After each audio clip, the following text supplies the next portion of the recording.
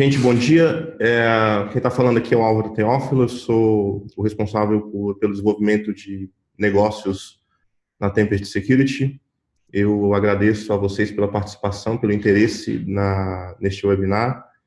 A ideia de hoje é a gente falar sobre a Resolução 4658, que foi publicada pelo Conselho Monetário Nacional do Banco Central do Brasil, e que fala sobre a exigência de uma política formal de segurança cibernética nas instituições financeiras que são autorizadas a funcionar pelo Banco Central, bem como estabelece uma série de normas, uma série de controles sobre a adoção de serviços de nuvem.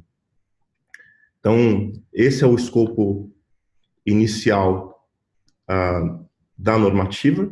Ela, em resumo, ela define que cada instituição financeira precisa formalmente criar uma política de segurança dentro da sua empresa, bem como um plano de ação que vai ser a consequência dessa política de segurança. O que é esse plano de ação? Quais são as medidas, ou quais são as ações, quais são os investimentos que o banco ou a instituição financeira ela vai ter que seguir para atender essa evolução do tema de segurança dentro da organização. A normativa também exige a criação de um processo de resposta a incidentes que pode ser feita tanto para a própria instituição quanto por um conglomerado, no caso dessa instituição ser, na verdade, um grupo de empresas que pertence a um grupo maior. Essa política tem que ser aprovada dentro dessa normativa pelo Conselho de Administração da empresa e, na ausência, pela diretoria da instituição, ou um ou outro, e pode ser uma política por conglomerado, como eu acabei de falar, ou por sistema cooperativo. Essa política ela tem que estar aprovada até o dia 6 de maio de 2019. Por outro lado, a parte de nuvem, ela formaliza a permissão que as instituições autorizadas a operar pelo Banco Central passem a adotar formalmente serviços de nuvem, e ela já define duas datas importantes, que são a adequação para o caso de serviços que já estejam contratados por instituição financeira na nuvem. Elas têm que passar por uma adequação a esses controles, a essas exigências que são estabelecidas na norma até 31 de dezembro de 2021, mas um plano de adequação tem que ser apresentado até o 26 de outubro de 2018, ou seja, em 6 meses a partir da publicação da normativa, que foi em abril. Então, nessa primeira parte que a gente fala sobre a política, que a gente vê sobre a política, ela tem que contemplar 4 itens. Quais são os objetivos da política para a instituição? Quais são os procedimentos e controles para reduzir vulnerabilidade e incidentes na instituição? Quais são os controles específicos que vão estar atrelados a esse plano de ação? E um processo de gestão e registro de incidentes de segurança relevantes na empresa. Aqui começa a chamar a atenção da gente o fato de que o tema de gestão de incidentes de segurança, ele é insistentemente tocado na normativa em um volume, eu diria, incomum a outras publicações ou a outras normas que a gente tem sido visto no mercado. Isso provavelmente é uma visão do Banco Central de que o mercado tem sido pouco capaz de responder adequadamente aos incidentes que tem enfrentado. Existem bons processos para isso. A gente vai falar daqui a pouco, a gente vai abrir um parênteses sobre a questão de gestão de incidentes, mas eu queria chamar a atenção para esse fato de que resposta a incidentes tem sido falado com muita frequência na 4658.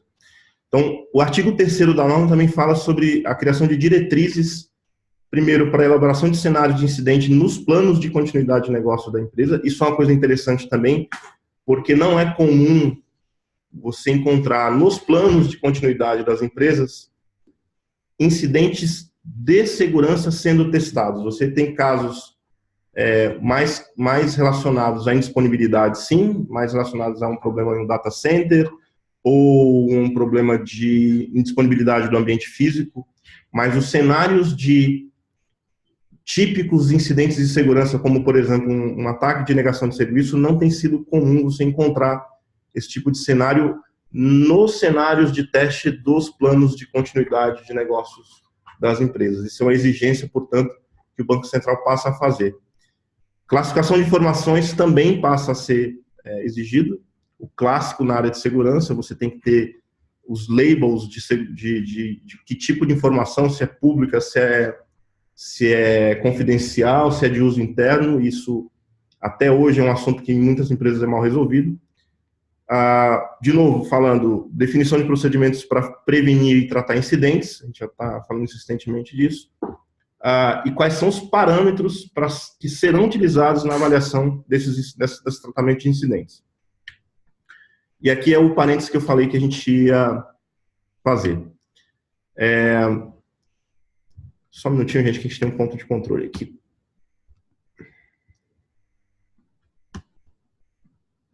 Então, essa política de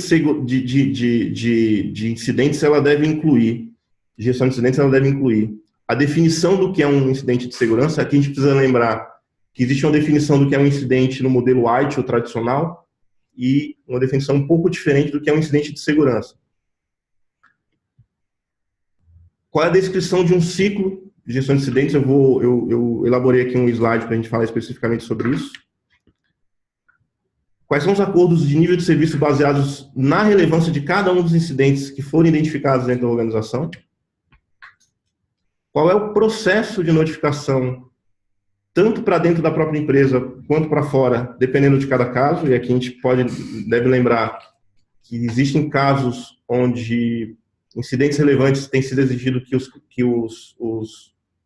as empresas elas passem a notificar o mercado sobre um incidente que tenha acontecido dentro da sua organização.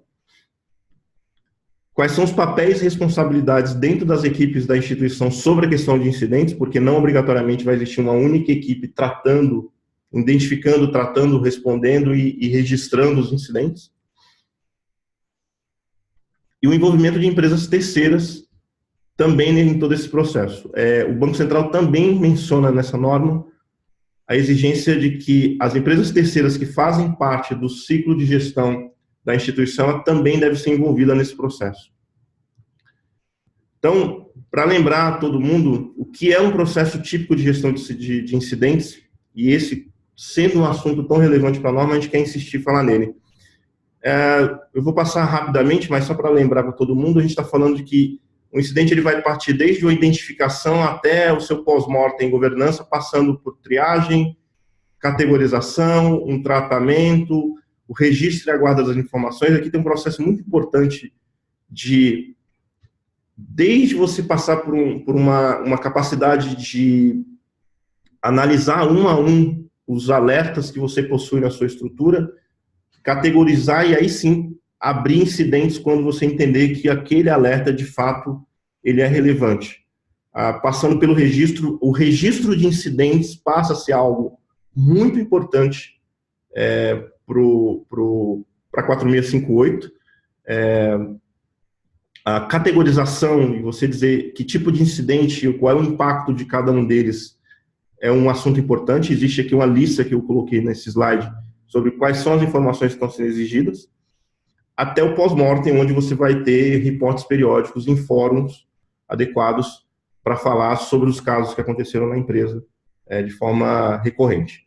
Eu entendo, inclusive, que esse processo ele pode ser utilizado por muita gente como uma forma de alavancar investimentos, de demonstrar de uma forma mais sênior para a empresa quais são os problemas que a organização tem enfrentado e que talvez até antes disso elas não tinham, ou não eram dadas essa visibilidade para a empresa.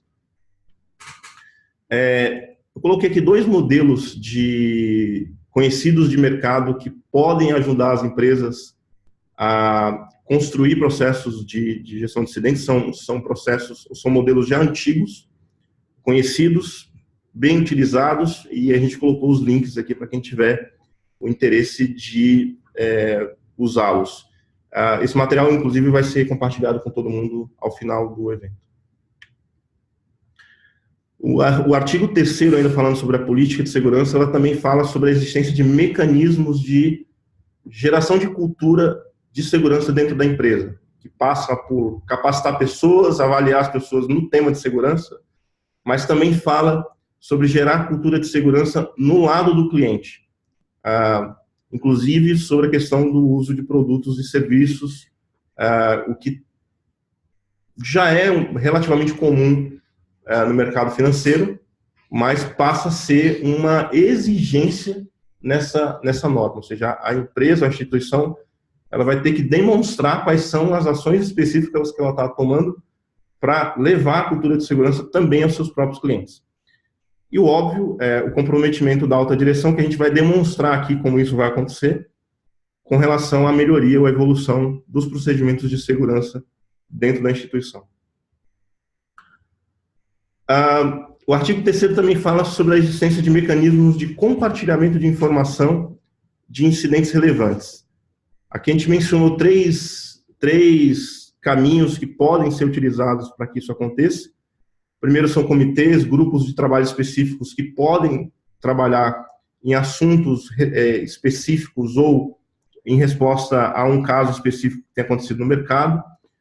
A Febraban tem sido, no caso dos bancos, já um lugar onde essas discussões já têm acontecido. Para quem ainda não participa, eu sugiro procurar os grupos de trabalho da Febraban. Eu também sei que existem iniciativas acontecendo dentro dos bancos sobre o uso de ferramentas de compartilhamento de incidentes. Existe um órgão que foi criado pelos bancos americanos, que funciona bem nos Estados Unidos, que é o FS-ISAC. Eu sugiro que vocês também busquem informações sobre o FS-ISAC, inclusive empresas individualmente podem fazer o membership dessa organização, onde existe uma plataforma de compartilhamento global de incidentes, e vocês podem também, as empresas podem lançar mão de usar feeds de inteligência, provedores de tecnologia de segurança, de serviços, que também tragam informações aí de fora para dentro, sobre temas relevantes que podem afetar a sua empresa, mesmo que o incidente não tenha acontecido ainda dentro da própria instituição. Ainda no artigo 3º, na definição dos objetivos de segurança,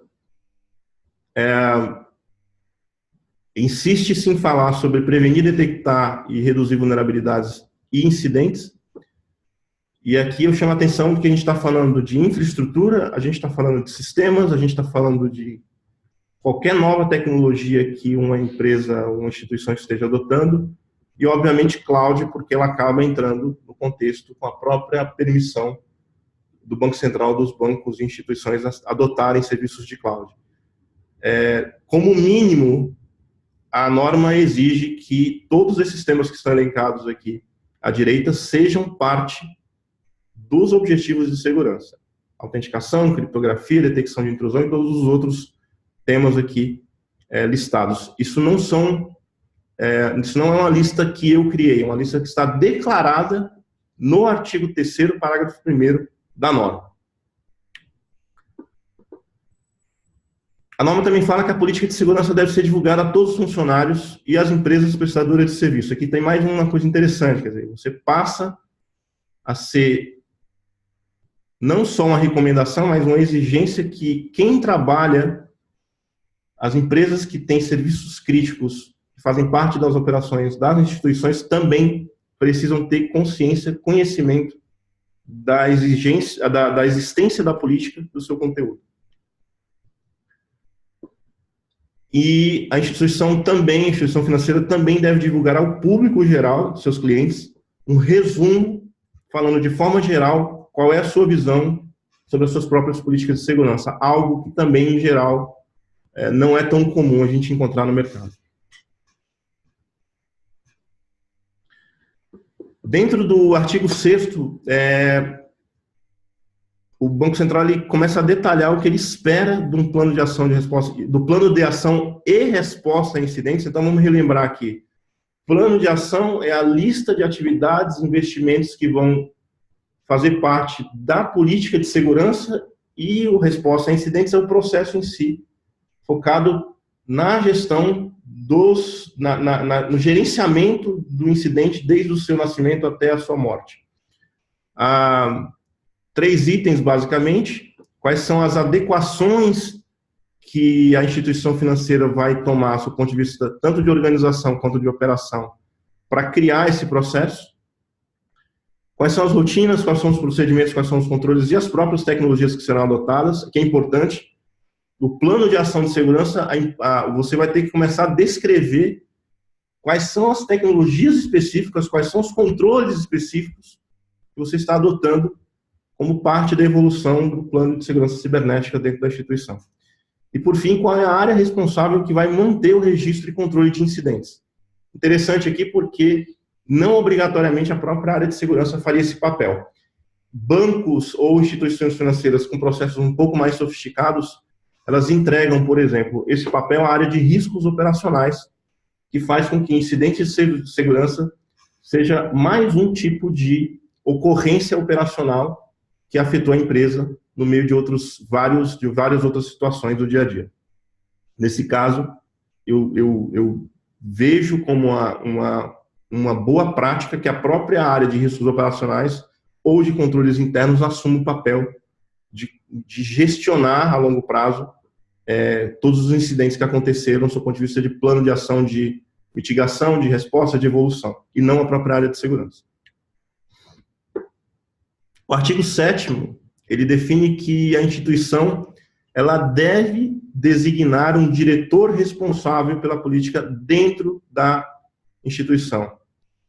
Ou seja, ainda que não exista formalmente, isso é uma curiosidade, porque existia uma expectativa no mercado que a norma do Banco Central seguisse uma tendência do que fez o Financial Services do estado de Nova York, que exigiu que cada instituição financeira possuísse um chefe de segurança formal e experiente. Isso não foi declarado na 4658.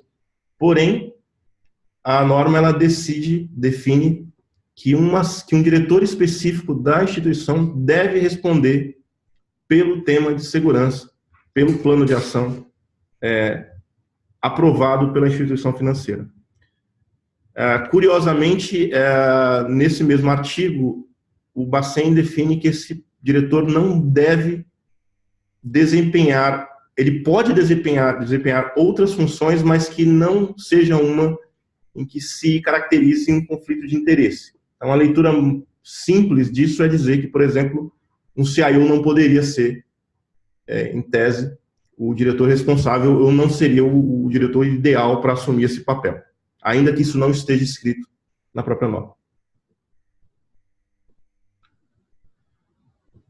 O artigo 8º, ele define que, a partir deste momento, deve existir também um relatório anual em que, nesse relatório, exista um conjunto de informações sobre a evolução do plano de ação de segurança e resposta a incidentes da instituição. Então, esse relatório ele deve ter um resumo de tudo o que aconteceu em termos de investimento e evolução de controles, quais foram os incidentes relevantes que aconteceram nesse período, quais foram os resultados dos testes de continuidade no contexto de resposta a incidentes, que tem uma relação com indisponibilidade, e aqui é curioso, porque quando a gente pensa em fazer cenários relacionados a incidentes, você tem uma gama de possibilidades que podem ser testadas. O Banco Central declarou aqui que o que é importante nesse momento são aqueles relacionados à indisponibilidade. A minha leitura pessoal é de que isso tem muita relação com os próprios ataques de negação de serviço que têm sido cada vez mais comuns no mercado. Esse relatório anual ele tem que ser submetido a um comitê de riscos quando este existir e apresentado também no Conselho de Administração ou na diretoria até o 31 de março do ano seguinte ao plano.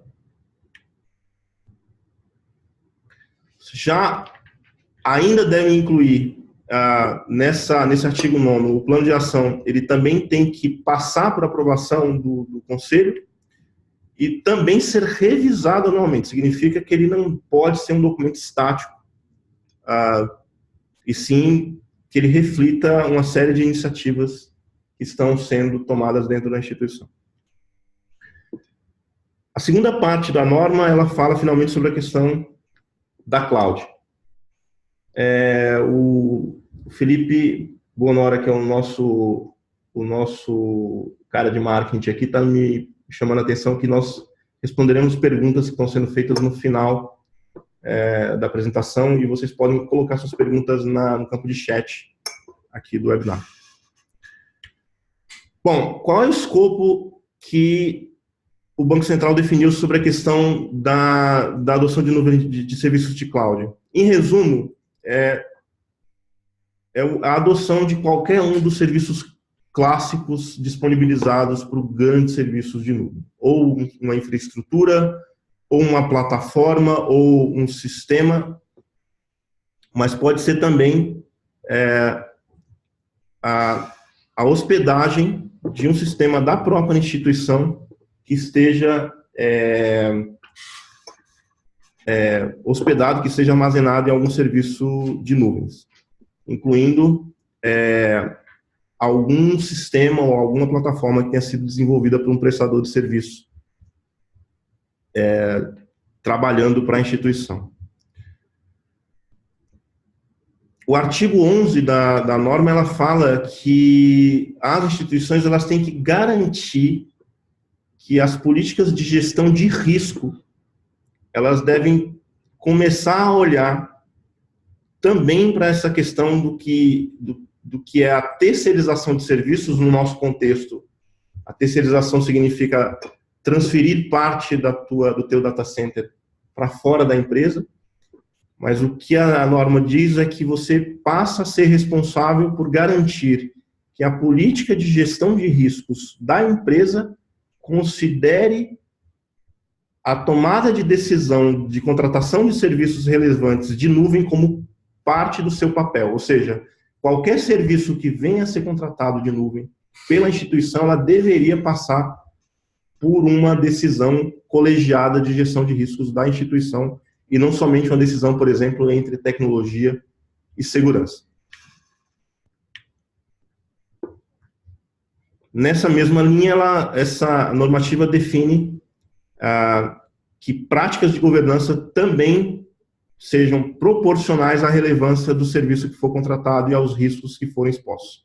Então, tudo que a gente fala, por exemplo, sobre continuidade de negócios, mas também disaster recovery, ou qualquer outro processo que tenha relevância ou que tenha relação com o tema de infraestrutura e tecnologia, os serviços de nuvem também deveriam passar a ser submetidos a essas questões de governança dentro da empresa. No artigo 12, as instituições têm uma responsabilidade de garantir as capacidades técnicas dos provedores de serviços de nuvem de atender a uma série de controles que estão definidas aqui. A primeira delas é justamente o cumprimento da legislação sob o ponto de vista de regras. Então, daqui a pouco a gente vai falar que o Banco Central definiu que uma instituição pode armazenar dados fora do Brasil, mas dentro de um país que exista um acordo de cooperação entre bancos centrais e o Banco Central do Brasil. E a gente vai chegar aqui, daqui a pouco a gente fala sobre isso.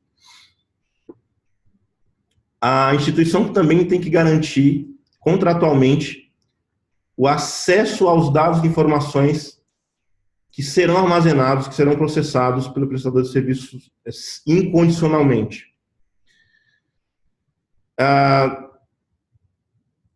Também tem que ser analisada a capacidade desse provedor de garantir confidencialidade, integridade e disponibilidade, a tríade tradicional de segurança, que a gente já conhece, além da recuperação de dados em caso de desastres.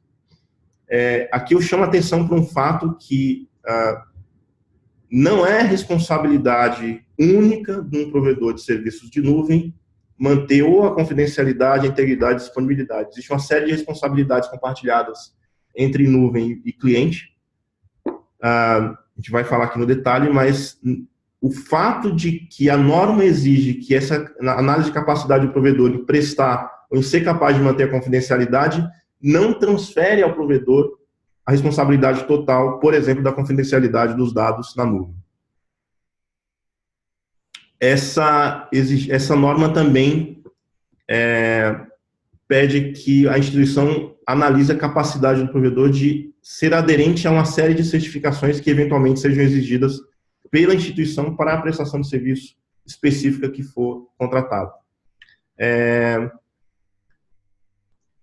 Também pede, nesse item, que as empresas tenham acesso a relatórios de auditoria independentes que tenham sido contratados pelo serviço de nuvem para atender esses controles.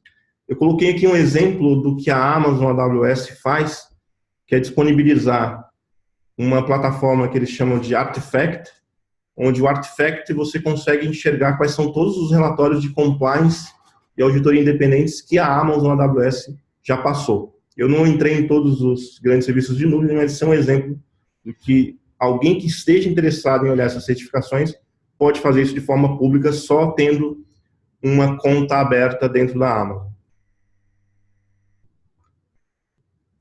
Essa norma continua, ela fala que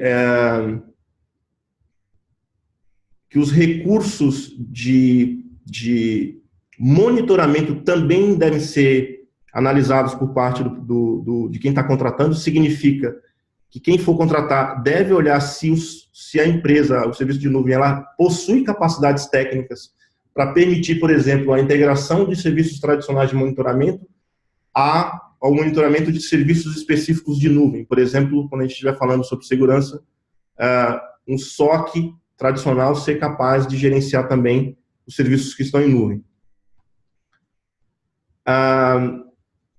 Também se pede que o provedor seja capaz de segregar dados do cliente na instituição. Isso aqui é uma coisa interessante porque existem níveis diferentes de sofisticação das arquiteturas de serviços de nuvem no mercado.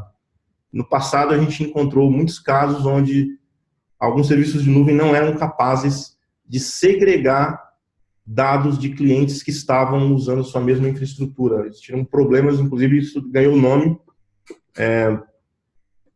Um dos nomes um dos incidentes que aconteceu com isso ganhou o nome de neighbor noise, ou barulho do vizinho, que era onde não existia um isolamento total de infraestrutura entre dois clientes. Isso é uma análise importante que precisa ser feita por qualquer instituição que venha, ou qualquer empresa que venha a contratar um serviço de nuvem. A qualidade dos controles de acesso que existam para fazer a proteção dos dados e das informações dos clientes. Aqui eu penso muito no que ferramentas o serviço de nuvem disponibiliza para que você seja capaz de fazer gestão de acessos adequada à sua estrutura. Alguns serviços de nuvem, por exemplo, eles te fornecem integração de um serviço de Active Directory tradicional da Microsoft a um que existe em nuvem. Dessa forma, você faz o controle de acesso já centralizado. Todos os controles que você tiver na tua empresa tradicionalmente já em voga, como, por exemplo, o desligamento de logins quando uma pessoa sai da empresa, funcionaria naturalmente também no serviço de nuvem. E previamente à contratação, o Banco Central pede que as instituições analisem alguns aspectos que eles consideram críticos antes da tomada, que é antes da tomada de decisão de mudar ou de assumir uma estrutura fora da sua própria empresa. A primeira é justamente a sensibilidade dos dados e da classificação de informações, ou seja, quando você for para a nuvem, e se você tem um nível de preocupação muito grande com relação à questão dos dados, você tenha certeza que aquela nuvem que você pretende adotar, ela possua ferramentas e controles que sejam de fato capazes de trazer essa proteção que você está sendo exigido. No parágrafo 2º, ele também fala que todos esses procedimentos devem ser documentados. É muito importante Durante toda a 4658, o Banco Central fala sobre documentação ou documentar processos. Então, nesse caso aqui, a gente está falando que o próprio processo de análise de contratação deveria ser documentado de tal forma que, quando o Banco Central vier depois perguntar como se deu o processo de contratação, a instituição seja capaz de demonstrar que houve um processo formal, que houve um caminho para que essa contratação acontecesse. A norma também pede que, em casos de adoção de aplicativos, o provedor de serviços de nuvem seja capaz de demonstrar como ele mitiga eventuais vulnerabilidades que estão acontecendo, ou que venham a acontecer na liberação de novas versões. Aqui é interessante porque, diferente de quando uma instituição está contratando um serviço de infraestrutura pura, onde a própria instituição é responsável por mitigação de vulnerabilidades que um dia sejam encontradas, no caso de plataformas ou serviços onde a instituição não seja responsável pela parte de vulnerabilidades, pela gestão de vulnerabilidades, ainda assim o Bacen está pedindo que seja analisada a capacidade e quais são os controles que os provedores possuem para mitigar, eventualmente, vulnerabilidades que possam surgir nas suas plataformas. E o próprio parágrafo 4, ela menciona a competências e recursos dentro da própria instituição para a gestão de serviços que sejam contratados. Aqui a gente tem conversado com muitos clientes no mercado e a gente percebe que ainda existe um gap muito grande com relação às capacidades internas das empresas sobre a questão de gestão de nuvem, tanto do ponto de vista tradicional de tecnologia quanto de segurança. Então aqui está claro e está declarado pelo Banco Central que essas capacidades e competências internas, elas devem existir. Então o Banco Central está falando aqui que ele pode, eventualmente, auditar essas capacidades específicas. Isso para mim é uma novidade, eu não lembro de antes ter visto em nenhuma outra norma do Bacen essa exigência específica. No artigo 14, o Bacen deixa claro que é responsabilidade da instituição, o contratante do serviço, a confiabilidade, a integridade e a disponibilidade das informações. Isso é muito importante porque existe em muitos casos, uma falsa sensação de que quando eu estou indo para a nuvem, eu estou automaticamente transferindo a responsabilidade da segurança para o serviço de nuvem. Então, o Banco Central deixando claro aqui que essa responsabilidade continua sendo da instituição e não vai ser aceita a transferência dessa responsabilidade, desse risco, para o serviço de nuvem.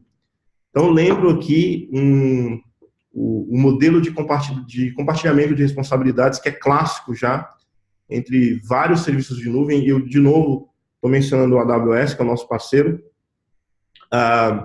onde a AWS deixa claro que quando você está contratando a infraestrutura de serviços dele, a AWS é responsável pela segurança da nuvem, sobre a camada física da nuvem, enquanto o cliente é responsável pela segurança do que está dentro da nuvem, incluindo o controle de acesso, a proteção dos dados, o monitoramento. Isso é muito importante ter isso em mente. O Banco Central exige que seja comunicado com antecedência ao próprio Bacen qualquer tomada de decisão de uma movida de um serviço para a nuvem. Então, com mínimo de 60 dias, o Banco Central deveria receber ou deve receber informação da instituição sobre qual a empresa, qual o serviço de nuvem que está sendo contratado, quais são os serviços que serão contratados ou transferidos, e quais são os países e regiões onde os dados serão armazenados no caso de serviços que sejam contratados no exterior. Lembrando, de novo, que o Banco Central não restringiu a manutenção ou armazenamento de dados ao próprio país, ao Brasil. Existe a liberdade, ainda que com uma limitação, que a gente vai falar daqui a pouco, mas eu queria lembrar o que são as regiões e áreas de disponibilidade dos serviços de nuvem. Então, mais uma vez, o exemplo aqui da Amazon. Regiões são áreas metropolitanas onde a Amazon instalou um conjunto N, no mínimo 2, de data centers isolados fisicamente um do outro, que por sua vez geram diferentes áreas de disponibilidade. Então, no caso de São Paulo, por exemplo, a Amazon possui uma região, que eles chamam, na verdade, de South America, e dentro da região de São Paulo existem 3 áreas de disponibilidade. Então, por exemplo, uma instituição ela poderia usar 2 áreas de disponibilidade diferentes dentro de São Paulo para fazer um processo de failover de alta disponibilidade de um serviço de nuvem. Mas, eventualmente, ela também poderia escolher qualquer outra região listada aqui, no caso da Amazon, para fazer o seu serviço de backup, se ela entender que faria sentido um backup não tão fisicamente perto um do outro. Só que existe uma restrição, aqui tem um modelo também, uma lista da Microsoft, que eu peguei só para a gente lembrar que todos os serviços de nuvem de alto nível possuem áreas de disponibilidade e regiões no mesmo modelo. Google igual. Só que existe um detalhe importante que as instituições não podem adotar qualquer serviço de nuvem. Ou, perdão, elas não podem armazenar os dados em qualquer serviço de nuvem em qualquer país. Existe uma lista de países com os quais o Banco Central possui um acordo de supervisão mútuo. Está listado aqui e eu coloquei o link para onde existe essa lista atualizada, que você não poderia transferir seus dados para algum país que não esteja listado aqui. Obviamente, no caso do Brasil, a gente tenderia naturalmente as áreas de tecnologia a usar, por exemplo, uma região ou nos Estados Unidos ou na Europa. Não existiria restrições para esses 2 casos, mas é importante deixar claro que nessa norma uma instituição não poderia transferir os dados para qualquer região. Vale a pena mencionar também que, sob o ponto de vista técnico, ainda mais uma vez no caso da Amazon, a Amazon declara que, uma vez que uma empresa, uma instituição, tenha definido que os dados estarão dentro de uma determinada região, aquele dado nunca será movido automaticamente para uma segunda região, a não ser que o próprio cliente defina. Isso é uma coisa importante para garantir que você... Isso é uma garantia de que o teu dado não vai sair inadvertidamente da região que você declarou.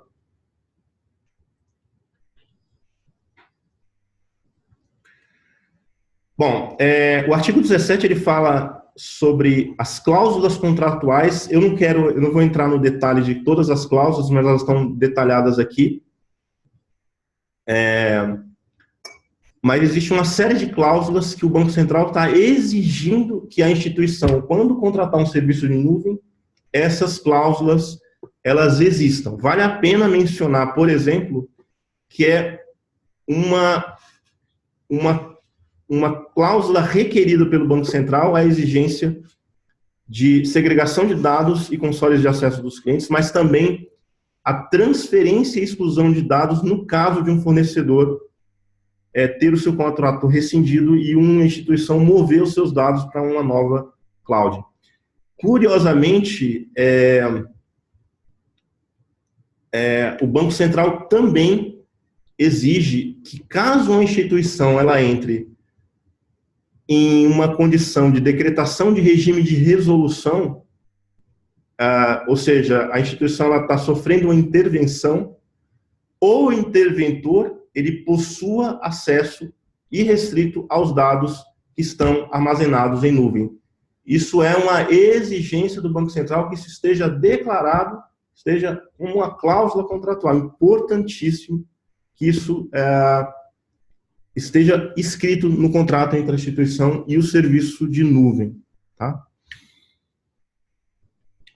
Existem mais alguns detalhes aqui, acho que eu não quero passar no detalhe, como vocês terão acesso ao material, a leitura está fácil aqui. O artigo 18 tem uma coisa curiosa que gerou alguma discussão no mercado e muitas dúvidas, é que o Bacen ele declara que não se aplica esses controles todos e exigências que a gente está comentando aqui sobre o serviço de nuvem, eles não são aplicáveis a caso a instituição esteja fazendo contratação de um serviço operado por câmaras, prestadores de serviço de compensação, de liquidação ou entidades que façam registro de depósito centralizado, que são as IMFs. Então, empresas como, por exemplo, como a B3, em tese, não estariam sendo exigidas a elas esses mesmos controles. Isso tem gerado alguma polêmica e discussão no mercado, e o meu conselho para cada instituição é que converse internamente, busque o próprio Banco Central para entender exatamente o que isso quer dizer. Quer dizer, se eu contratar, por exemplo, a CIP, eu não deveria exigir da CIP todos esses controles, ou a própria CIP não será exigida a ela os controles de segurança de nuvem que acabaram de ser declarados aqui. Isso é uma discussão que o próprio Banco Central pode esclarecer melhor do que a gente. De novo, o artigo 19 e 20 fala sobre políticas e procedimentos relacionados à gestão de incidentes também devem envolver as questões de nuvem, ou seja, ele está juntando aqui que dentro do tema de cloud, do tema de gestão de incidentes, você deveria também atribuir uma série de cenários relacionados à nuvem. E importante, as clássicas variáveis de tempo de retorno de uma operação a partir de uma situação de desastre, que normalmente é medido e declarado em processos de recuperação de desastres, também tem que ser aplicados neste contexto.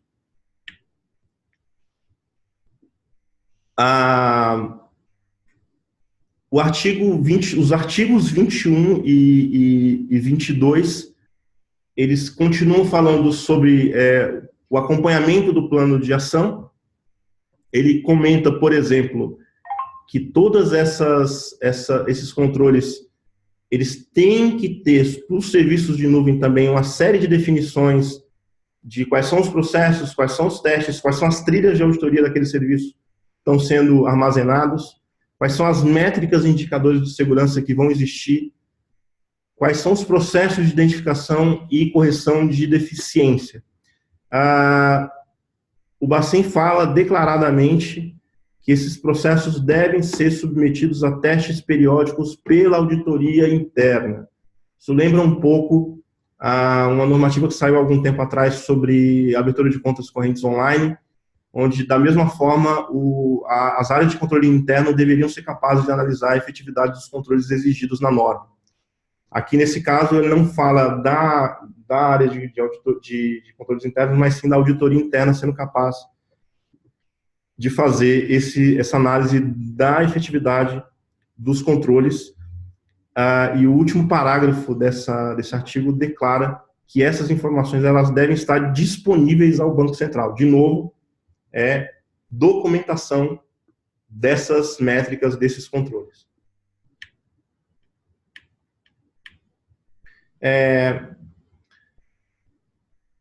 O Banco Central também fala que toda essa documentação deve ser guardada por pelo menos 5 anos, é clássico. Em geral, existem em normas como essa a exigência de guarda por algum período de tempo. Acho que é importante deixar isso mencionado. E o Banco Central também deixa claro que podem rever processos dentro da instituição, caso entenda que alguma medida que foi exigida na norma, ela não foi cumprida. Então, é importante ter isso claro, que o Banco Central tem uma capacidade de intervenção grande sobre esse processo específico definido na norma.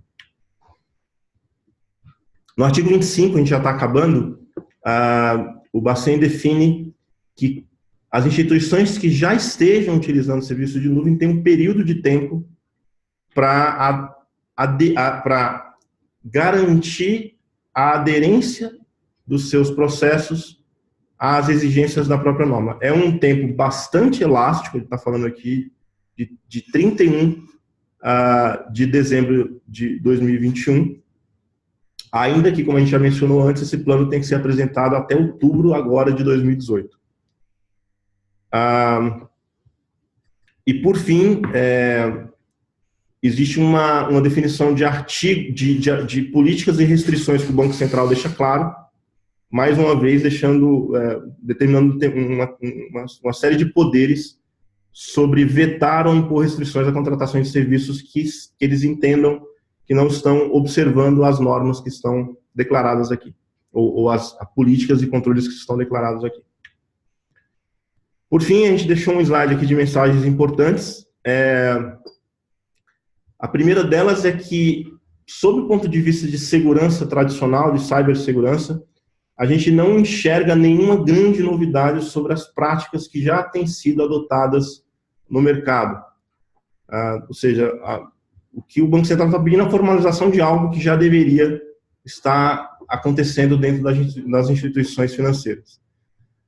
Os serviços de nuvem, sim, na minha opinião, elas requerem um novo mindset diferente de segurança e controles. É muito importante ter em mente que, quando a gente fala sobre segurança em nuvem, existe uma série de questões que elas fogem, sim, ao tradicional, do que a gente está acostumado a ver, como, por exemplo, quando você sobe um serviço novo em nuvem, um servidor, você pode correr o risco de, inadvertidamente, deixar esse servidor exposto à internet sem querer, coisa que, naturalmente, não aconteceria numa rede interna.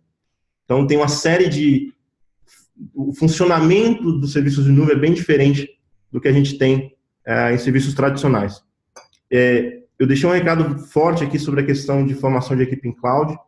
Claramente, a gente percebe uma necessidade de evolução dessas capacidades e conhecimentos dentro das equipes das empresas. E a gente também acha que as áreas de riscos operacionais, controles internos, elas têm que estar mais engajadas nestes processos que estão mencionados aqui. Existe uma aproximação maior das áreas de controle por parte da instituição financeira.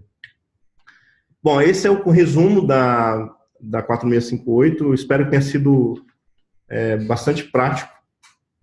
A gente tentou passar aqui, apesar de ser um material denso, passar de uma forma bem pragmática sobre o que cada instituição vai ter que fazer. A gente está aberto a perguntas, nós temos 10 minutos para responder alguma dúvida que tenha surgido.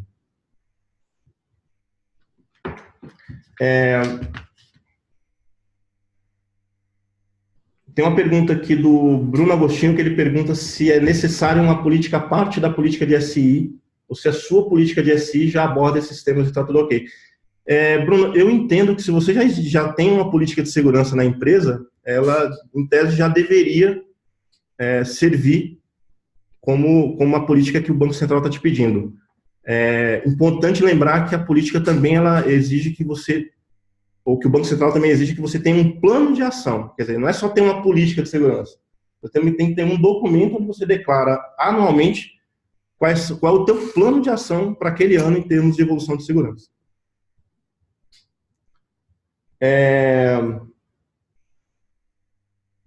O artigo 8º, se é similar ou igual a circular 3467, Diego, não sei. Eu vou checar e te respondo em off aqui, porque eu não lembro honestamente na minha cabeça. Explicar melhor, o Ricardo pergunta, explicar melhor porque o CIO não pode ser responsável. Responsável pelo tema, pela gestão da norma. Na verdade, isso não está escrito, não está declarado que o CIO não pode ser o responsável. Só está declarado que o diretor responsável não pode ter uma situação de conflito de interesse. Então, é natural pensar que quem normalmente pode estar mais próximo de uma situação de conflito de interesse em termos de investimento de segurança é justamente um CIO. Ou seja, eventualmente você pode colocar um CIO e ser questionado, mas talvez o Banco Central não faça. Não tem nada declarado. Ainda assim, na minha opinião pessoal, faz sentido pensar que a responsabilidade dessa tem que estar na mão, por exemplo, de um diretor de riscos ou de um diretor de controles internos ou um diretor jurídico e não de um próprio CIO. Não é um tema puramente de tecnologia. Uma outra pergunta aqui. O que a resolução dita aos dados armazenados além das fronteiras brasileiras? Por exemplo, caixas de correio eletrônico. Aqui volta exatamente, é o Ricardo que fez essa pergunta, volta exatamente sobre o que eu acabei de falar sobre armazenamento em regiões e áreas de disponibilidade. Não existe restrição sobre armazenar dados fora do Brasil, desde que esse dado seja armazenado em um país que possua um acordo de supervisão mútua com o Banco Central, cuja lista está dentro da apresentação. Tem uma pergunta importante aqui do Renan, que ele pergunta se as empresas prestadoras de serviços também precisam estar de acordo com a norma. Claro, e aqui na pergunta dele ainda, convém que esteja, mas obrigatório. Na verdade, alguns dos controles que estão sendo exigidos às instituições, elas automaticamente estão sendo, aspas, transferidas para os provedores. Então, vale a pena voltar na norma e olhar quais são essas exigências. Em tese, não, porque o Banco Central não vai auditar, digamos assim, um prestador de serviços. E aqui a gente não está falando do serviço de nuvem, né? A gente está falando de uma empresa que trabalhe para a instituição dentro da sua operação. Os serviços de nuvem, sim, o Banco Central tem poder de auditar como parte do seu trabalho, tanto que na norma fala que o Banco Central tem que ter acesso irrestrito aos dados e aos componentes contratados. E a última pergunta do Diego Pedrosa é qual o tempo que deve ser avisado com antecedência ao Banco Central sobre o uso de serviços internacionais em nuvem? A resposta é 60 dias. O Banco Central tem que ser informado com antecedência de 60 dias. Em tese, Diego, o Banco Central não vai aprovar, ele só precisa ser informado.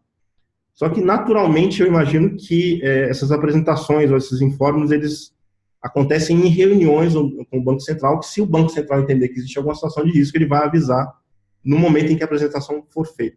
Tá? Mas a norma ela não fala especificamente de aprovação, ela fala do Banco Central ser informado. Gente, tem mais algumas perguntas. Eu não vou conseguir responder todas. Eu tenho a responsabilidade de responder em offline ou por e-mail a quem tiver mais dúvidas. Eu peço que vocês usem o próprio canal aqui, o alvaro@tempest.com.br, para alguma pergunta, alguma questão que não tenha ficado claro. É importante mencionar que a Tempest tem trabalhado forte com o tema de nuvem, além tradicionalmente de gestão de segurança, onde nós já somos tradicionalmente uma das empresas mais atuantes no mercado do Brasil. E a gente tem todo o interesse de ter conversas individuais com as instituições que queiram evoluir com esse tema. Eu agradeço a participação de vocês e esperamos fazer novos webinários como esse logo. Muito obrigado.